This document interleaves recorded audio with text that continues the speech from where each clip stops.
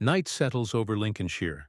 A cold, cutting wind rolls across the open fields, carrying the low hum of idling Merlins from the flight line.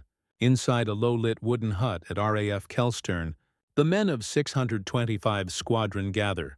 Pilots, navigators, gunners, the exhausted and the unspoken. It's March 30th, 1944. On the blackboard at the front of the room, chalk dust drifts in the air as the intelligence officer finishes writing the target name. One word freezes the chatter. Nürnberg. There's a pause. A silence more telling than any briefing. Everyone in Bomber Command knows what that means. It's deep inside Germany, over 450 miles away. The route will cross some of the heaviest flak belts in Europe, Ruhr, Frankfurt, Mannheim, and on a night forecasted to have clear skies, the kind of night when searchlights reach to heaven. Flight Lieutenant Stanley J. Hubbard, pilot of Lancaster LM628, sits quietly in the second row. 24 years old, former postman from Kent. His logbook shows 21 completed operations. He's not superstitious, but he knows 21 is a dangerous number. It means you've lived long enough to believe you're lucky. To his right, Sergeant William Billy Turner, the navigator, flips through his charts. His pencil scratches faintly on the plotting pad. Across the aisle, Flight Engineer Sergeant James Copley checks his kneeboard calculations. Behind them, Rear Gunner Sergeant Raymond Allen, only 19, rolls a cigarette with trembling fingers. At the front of the room, the wing commander begins. Gentlemen, tonight's target is the marshalling yards and industrial sector of Nuremberg. Estimated flight time, 8 hours. Weather en route. Clear skies, light winds at altitude. Flak, moderate to heavy. Night fighter activity expected. High. A murmur ripples through the crews. High means the Nachtjagd will be up in force. Dozens of Messerschmitt Bf 110s guided by radar. Intelligence Officer Captain Hargreaves pins the route map to the board. Red threads trace the path. Kelstern, Reading, Brussels, Frankfurt, Nuremberg. The longest route Bomber Command has ever flown. You'll be part of the main force, Hargreaves continues. Over 700 aircraft. Markers will go down at Euro 50 hours. Remember, radio silence after crossing the coast. You'll have no support until target approach. A cough echoes. Someone mutters, "Bloody suicide." No one disagrees. The men file out into the night. Outside, the cold hits like a slap, a reminder of what waits beyond. Ground crews swarm around the waiting Lancasters, painting black silhouettes under sodium lights. LM628, call sign CFX, stands ready. Its skin glistens with frost, bomb doors yawning open as armorers load a 4,000-pound cookie bomb and incendiary clusters. The smell of oil, glycol, and cordite fills the air. Hubbard runs his gloved hand along the fuselage, eyes tracing the chalked inscription near the nose. For those we lost. It's not bravado. It's memory.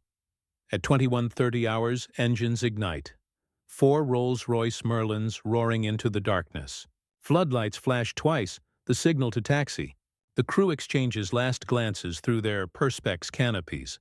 No one says goodbye, only see you in the morning. By 22, LM628 rolls down the runway, lifting into the black sky, one of hundreds climbing east into the night. Below, the countryside fades into a sea of darkness. Ahead, the long road to Nuremberg. The blacked-out English coast falls away beneath them, replaced by the shimmer of moonlit sea. At 12,000 feet, Lancaster LM628 levels off into formation, her 4 engines humming in perfect unison. From the cockpit, Flight Lieutenant Stanley Hubbard looks ahead through the dull green glow of the instrument panel. Beyond the perspex, there's nothing. No stars, no horizon, only darkness. Crossing the coast. Now. The words come soft through the intercom, from Sergeant Billy Turner, the navigator. His voice is calm, deliberate, the way only men who have learned to silence fear can sound. His pencil traces thin black lines across the navigation chart pinned under red lamplight. Below, the channel lies still, but the air hums with radio silence. Hundreds of Lancasters, Halifaxes, and Stirlings converge invisibly in the night sky, their navigation lights blacked out, each pilot trusting his instruments, each man trusting that the dark shape beside him is friend, not foe. At 2250, the crew switches over to oxygen masks as they climb to operational altitude, 19,000 feet. The cabin temperature drops below freezing, frost blooms across the inside of the fuselage, and the gunner's breath fogs around their faces. In the mid-upper turret, Sergeant Ronald "Ronnie" Hayes shifts his twin Brownings, scanning the sky for silhouettes. Every flash, every spark, could be a night fighter. Then, far off to starboard, a pinprick of light. A cigarette ember, maybe? Or something worse. "Skipper, visual at 2 o'clock, high," Ronnie calls out. "Roger that," Hubbard replies, his tone steady. "Keep your eyes on it." For a minute, nothing moves. Then, suddenly, the spark blossoms into a pale blue flare. A German night fighter, perhaps guided by ground radar, has found the stream. In seconds, tracer lines cross the darkness. One of the Lancasters ahead bursts into flame, falling away in a spiral of orange and black. "Christ Almighty," murmurs flight engineer James Copley, staring through the cockpit window. The glow fades quickly, swallowed by cloud. No parachutes. Just a name that will never be called again in the morning roll. "Eyes forward, Jim," Hubbard says. "We keep formation. No wandering off." The hum of the engines deepens. Every sound, every vibration, becomes a test of nerve. Turner checks their course again, cross-referencing against the GEE radar fix. "We're tracking en route. Estimated Frankfurt crossing at 2335. Below them, faint amber flickers mark the Ruhr Industrial Valley, the Flak Alley of Germany. Almost on cue, the first bursts appear. Red, white, and yellow flowers bloom in the night sky.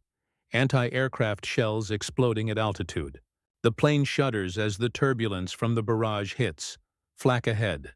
"Tighten formation," Hubbard orders. The intercom crackles with static.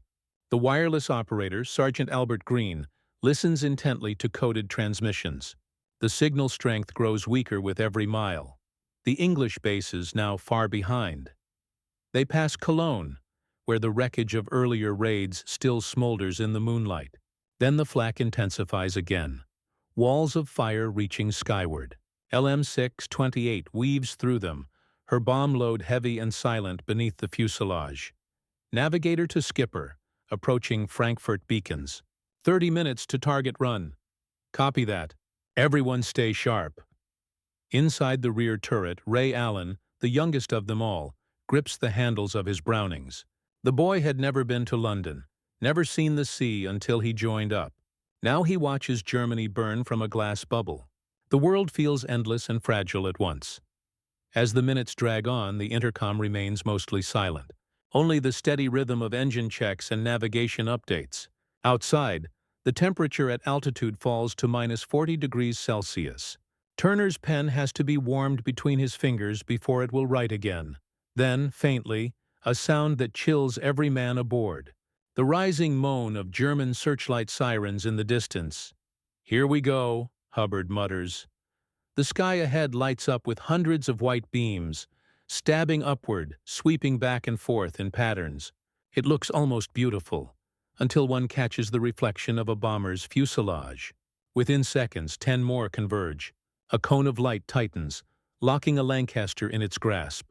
The flak gunners below adjust their aim and fire. Explosions ripple through the dark. The trapped aircraft vanishes in a blossom of fire. Turner looks up from his chart, pale under the red glow. "If they see us in that light—" "They won't," Hubbard cuts in. "We keep low and steady." He dips the nose slightly, dropping LM628 beneath the glare. The altimeter unwinds slowly, 19,000 feet. 18,000, 17 through 500. The wings tremble under the strain, but they hold. "Crossing Frankfurt," Turner says quietly. "ETA to Nürnberg, 40 minutes. The sky is now alive with chaos. Engines, flak bursts, tracer streams. Somewhere nearby, another bomber calls over the wireless. "Mayday, Mayday! Lancaster hit. Port engine out." The rest dissolves into static.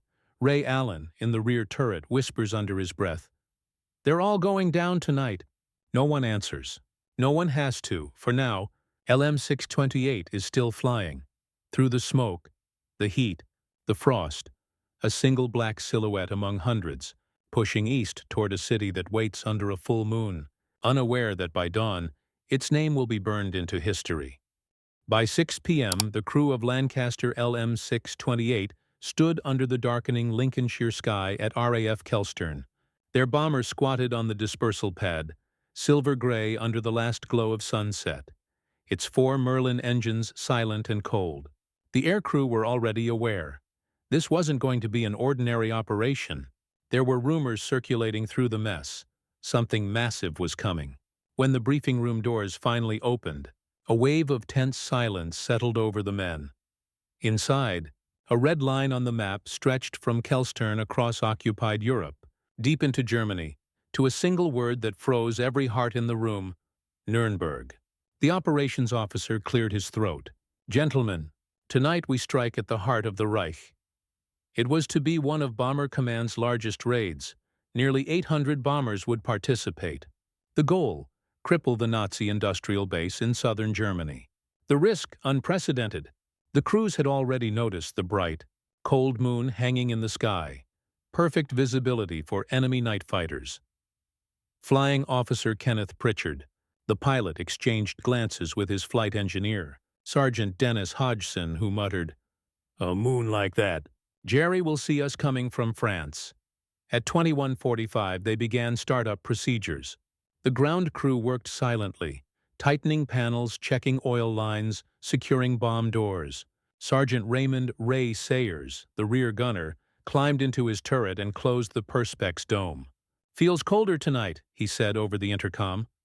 Sergeant Frank Meyer, the navigator, unfolded his maps under the dim glow of a red lamp, plotting waypoints from Reading to the Rhine.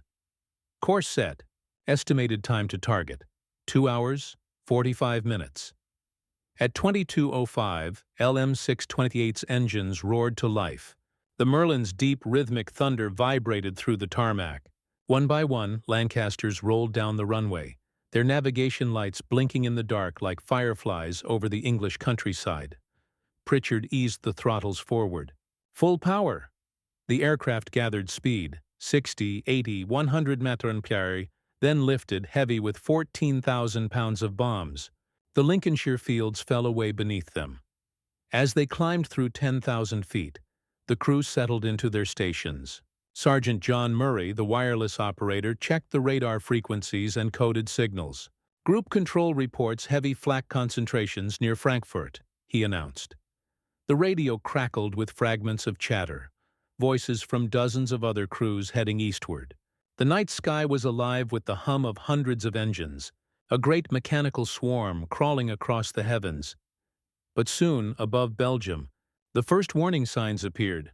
"Radar picking up contacts. Fast movers," Murray said.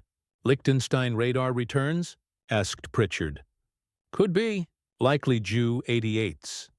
The German night fighter controllers, guided by ground-based radar, had already detected the bomber stream. Operation Zame Sau, the tame boar tactic, was underway. Messerschmitts and Junkers were climbing to intercept. At 23:38, near the Belgian-German border, the first wave struck. Explosions dotted the night. Burning trails of oil and magnesium streaked downward. "Christ," Hodgson muttered, watching one Lancaster spiral in flames. Inside LM628, every man went silent except for clipped, professional calls. "Enemy aircraft starboard quarter high," shouted Sayers. "Corkscrew port, go, go!" Pritchard slammed the control column left, diving and twisting. Tracers whipped past the fuselage, red threads in the black sky. For the next 30 minutes, it was chaos. The bomber stream fragmented. Some aircraft dropped out. Others flamed in midair. Flak bursts flashed like electric storms over the Rhine. Navigator Maher held his compass steady. "Adjust heading 085. Stay on course or we'll miss the target route." "Roger that," Pritchard replied, voice steady but tight. They pressed on through fire and fear. By 01 Suaru, LM628 reached the outskirts of Nürnberg. The sky was a nightmare of searchlights and explosions. The city below glowed faintly under the moon, its rooftops already burning from the first wave's incendiaries. "Bomb doors open," ordered Pritchard. "Doors open," confirmed Hodgson. Maher called. "Steady, steady. Target marker in sight." Through the bomb aimer's lens, Pilot Officer Harold Evans saw the red target indicators scattered across the city center. "On target! Bomb's gone!" The Lancaster jolted as the payload released. Seconds later, the shockwave of nearby flak buffeted the plane. Evans watched their bombs fall, tiny black specks descending into the inferno. But the mission wasn't over. Now came the most dangerous part, the return. "Navigator, plot the shortest route home," said Pritchard. Maher looked up. "The shortest road is straight through the night fighter belt." "Then we'll fly it fast and low," Pritchard answered. They turned westward, engines straining, the glow of Nürnberg fading behind them. Below, thousands of fires consumed the ancient city, and the smoke of destruction rose to meet the heavens. Ray Sayers, staring from his turret, whispered quietly into the intercom, perhaps to no one at all. "We did our job, lads. Now let's just make it home." But as the crew of LM628 would soon learn, not all would. At or 1:15 hours, Lancaster LM628 turned west, leaving behind the burning crucible of Nürnberg. The city was a furnace, an ocean of fire and smoke that reached 10,000 feet high. In the red glow reflected on the clouds, Pritchard could still see other bombers weaving through anti-aircraft bursts, some in flames, some disappearing silently into the dark. Inside LM628, the crew were tense but focused. The oxygen masks hissed softly. The intercom crackled with quiet check-ins. "Engine steady," Hodgson reported. "Wireless normal," said Murray. "Rear guns clear," Sayers added. They were 18,000 feet above Germany, flying alone now. The bomber stream had scattered, and isolation meant death in this sky. Navigator Maher bent over his chart. Next waypoint, Frankfurt sector, then northwest to Brussels. Evans, the bomb aimer, leaned back from the nose, wiping sweat and soot from his face. "We're off the main route," he muttered. "Don't fancy what's waiting out here." He was right.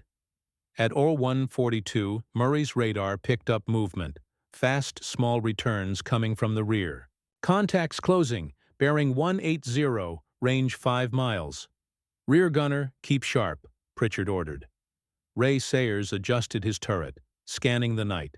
The moonlight made the clouds silver and deceptive. Then, there, a faint flicker, a shadow where the stars vanished. Enemy aircraft, starboard quarter low. Before anyone could respond, the sky erupted. Tracers zipped past the tail. The rear canopy lit up like a strobe. "He's on us!" Sayers yelled, his twin Brownings roaring in reply. Pritchard threw the Lancaster into a desperate corkscrew dive. The engine screamed as the big bomber rolled left, dropped 1,000 feet, then pulled hard up. Flak bursts flashed around them. "Keep her steady!" Maher shouted. "Trying to!" Pritchard grunted, fighting the controls. Sayers fired again, short controlled bursts. "He's still there. Messerschmitt 110 looks like." The enemy night fighter made another pass, firing cannon shells that tore through the port wing. Hydraulic fluid sprayed across the fuselage. A sharp metallic smell filled the cabin. "Port engine hit," Hodgson yelled. "Feathering prop." The engine sputtered, then died, propeller freezing mid-spin. The plane listed left. "Can we stay airborne?" Pritchard asked. "Maybe. But we'll burn more fuel than planned." They were losing altitude slowly, gliding through a storm of tracer fire. Another flare burst beneath them, German searchlights stabbing upward, locking onto the bomber's belly. "Damn it, they've got us lit," Evans shouted. "Dive! Dive!" The Lancaster plunged through the beam, engines roaring, smoke trailing from one nacelle. The G-forces pressed them into their seats. By 02:05, the radar was clear again. The fighter had broken off, perhaps running low on ammo, or simply losing them in the cloud cover. "Everyone all right?" Pritchard asked. A chorus of weary affirmations came back. Sayers' voice was strained but calm. I think we hit him too. Saw a flash when I fired last burst. For a moment, silence reigned. Only the steady drone of 3 working Merlins filled the intercom. They limped westward, altitude dropping, fuel gauges sinking. Maher's pencil traced trembling lines across the chart. If we keep this rate, we'll make the channel, just barely. At 0310, they passed over the Rhine Valley. The moon was high now, lighting the landscape below. Black rivers, frozen fields, the faint outlines of villages. Occasionally, bursts of flak rippled up from the ground. "Keep low," Pritchard said. "They'll pick us up easy from the radar posts." They dropped to 8,000 feet. Frost gathered on the windows. The oxygen masks were off now. The men's breath fogged the air. Sayers spoke quietly over the intercom. "Do you ever think about home on nights like this, Skipper?" Pritchard didn't answer immediately. Then softly, "Every second." The conversation drifted into silence. By 04s, they were over Belgium. The radar was mercifully empty, though the fuel situation was dire. Hodgson leaned close to the gauges. "We're running on fumes, Ken. We'll be lucky to see the coast." "Then luck will have to do," Pritchard replied grimly. Suddenly, a violent jolt rocked the plane. A blinding flash tore through the nose section. Maher was thrown from his seat. The cockpit filled with the acrid scent of cordite. Flak hit. "Forward section!" shouted Evans, clutching his side. The right inner engine began coughing, then burst into flames. Hodgson grabbed the extinguisher control and pulled. "Fire not going out. Feather that prop and kill the fuel line." "Already did. She's not responding." Pritchard leveled the wings and made a decision. "We can't hold her, lads. Prepare to bail." There was a beat of silence. No one wanted to hear those words. Maher's voice came first, steady but low. "Copy that." Sayers replied quietly. "Understood, Skipper." At 0418 over the Ardennes, the order was given. The Lancaster was losing height fast, smoke trailing across the sky. One by one, the crew clipped on their parachutes. The aircraft's engines sputtered. 3 dying hearts. "Good luck, boys," Pritchard said. "See you on the ground." And then, one after another, they jumped into the cold pre-dawn air, 7 small figures vanishing into darkness, leaving LM628 to fly on, wounded and burning, toward the forested hills below. Minutes later, the bomber struck the trees and exploded, a thunderclap that echoed across the valley. For a long time afterward, only the snow fell. When dawn broke on March 31, 1944, the smoke from LM628's wreck still hung over the Belgian woodlands. It had come down near the village of Lummen, its burning fuselage scattered across a frozen meadow. Locals would later recall hearing the drone of the engines moments before impact, then the shattering boom that shook the windows miles away. A farmer named Albert Immerses was the first to reach the site. His diary, preserved in the local archive, describes what he saw. There was nothing left of the tail section, pieces of metal in the trees. The air smelled of petrol and blood. I found one man, badly burned, lying not far from the wreck. He was still breathing. That man was Sergeant Raymond Sayers, the rear gunner. He had somehow survived the fall, his parachute half burned, tangled in the branches. He was unconscious, his uniform scorched, legs broken. Nearby, villagers found Flight Sergeant Kenneth Pritchard, the pilot, dead beside his open parachute harness. His chute had failed to deploy properly, twisted by the wind. In his pocket, rescuers found a letter addressed to his fiancée back in Cardiff, dated just 2 days earlier. It read simply, "If anything should happen, know that I went doing what I believed in." The rest of the crew were scattered across the countryside. Maher, the navigator, landed in a plowed field and was quickly surrounded by German soldiers. He later recounted in his POW debriefing, "I saw the bomber burning behind me. I could hear the ammunition cooking off in the heat. They took me at gunpoint, but the villagers looked at me not with anger, more with exhaustion. Everyone was tired of war." Hodgson and Evans, the engineer and bomb aimer, were captured later that morning by Wehrmacht patrols near Hasselt. Both were marched to Stalag Luftwaffe in Pomerania, joining thousands of other Allied airmen behind the wire. Murray, the wireless operator, was never found. Belgian witnesses later claimed they saw a parachute drifting northward, carried by the wind. Whether he landed safely or was lost in the forests, no one ever learned. His name is still listed as missing in action in the RAF Roll of Honor. Sayers, the only survivor from the crash site, spent several days in a German field hospital. His leg was amputated below the knee. In an interview recorded in 1972, he spoke about those moments in haunting simplicity.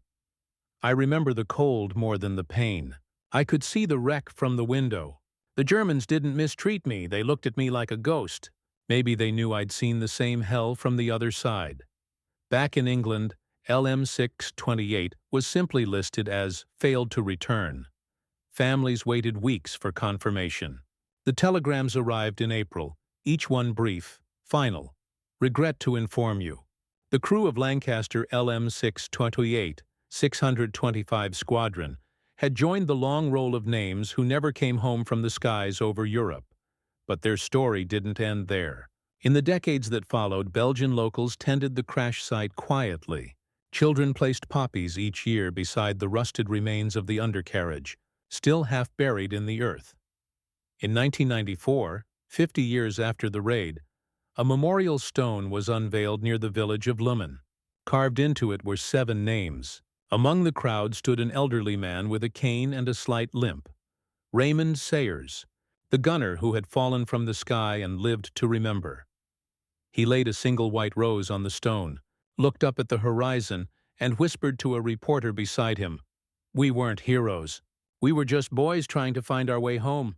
The ceremony ended in silence. The last surviving echo of LM628's final flight had found its peace. For decades, LM628 remained a story half remembered. The raid on Nürnberg, Bomber Command's darkest night, was overshadowed by the larger tragedies that followed, and the names of its crews were scattered in official reports, archive ledgers, and dusty flight logs. But in the quiet corners of Lincolnshire, in museums and churchyards, their memory never faded. At RAF Kelstern, the airfield from which LM628 had departed, the runways are long since gone, swallowed by farmland and grass. Yet if you walk the ground where dispersal bays once stood, you can still trace the faint outlines of the taxi paths, now filled with wildflowers. Locals say that, on certain nights, when the wind comes from the east, you can hear the distant echo of Merlins. It wasn't until the 1980s that the story of LM628 began to take form again. A Belgian aviation historian, Jean-Luc Vermeer, stumbled upon fragments of aircraft aluminum unearthed by farmers near Lummen. The serial number, NX628, was still visible. Vermeer traced it back through the RAF loss records, finally identifying it as Lancaster LM628 of 625 Squadron.